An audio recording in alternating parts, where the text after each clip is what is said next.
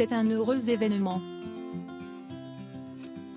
Dans cet avou, ce lundi 21 novembre, Anne-Elisabeth Lemoine a en effet annoncé qu'une membre de l'équipe venait de devenir mère. Une nouvelle, on a appris ce matin la naissance de Louve, dont la maman s'appelle Lauriana Cartier. Et c'est une membre de l'équipe de cet avou, depuis les débuts. Donc, ça fait longtemps. J'ose à peine calculer, a détaillé l'animatrice sur le plateau. Donc, bienvenue à Louve. On embrasse très fort sa maman et son papa. Une annonce qui ravira certainement tous les membres de l'équipe de ce programme diffusé sur France 5.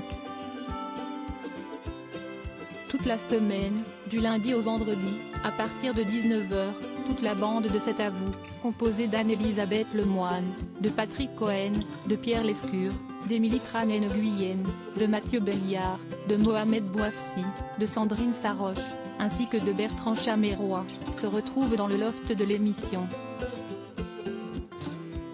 L'occasion, pour les chroniqueurs comme les invités, de débattre de l'actualité tout en s'amusant. Un récent incident technique dans cet avou, mais pour la présentatrice, le déroulement des émissions n'est pas toujours de tout repos. Parfois, elle doit faire face à des situations inattendues.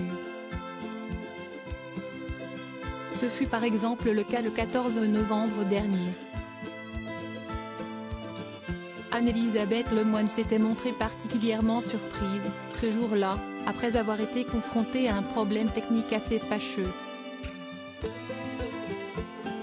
Dans le détail, alors qu'elle discutait d'une séquence du programme, concernant l'épidémie de flemme qui touche le pays, elle s'était retrouvée face à un moment de silence.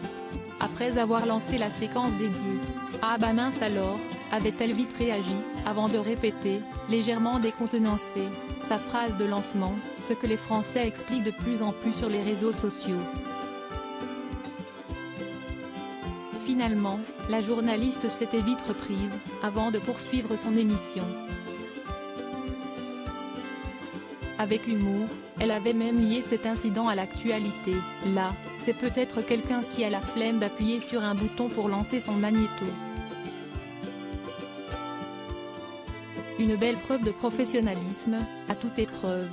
Article écrit en collaboration avec 6 médias Crédit Photo, capture d'écran France 5.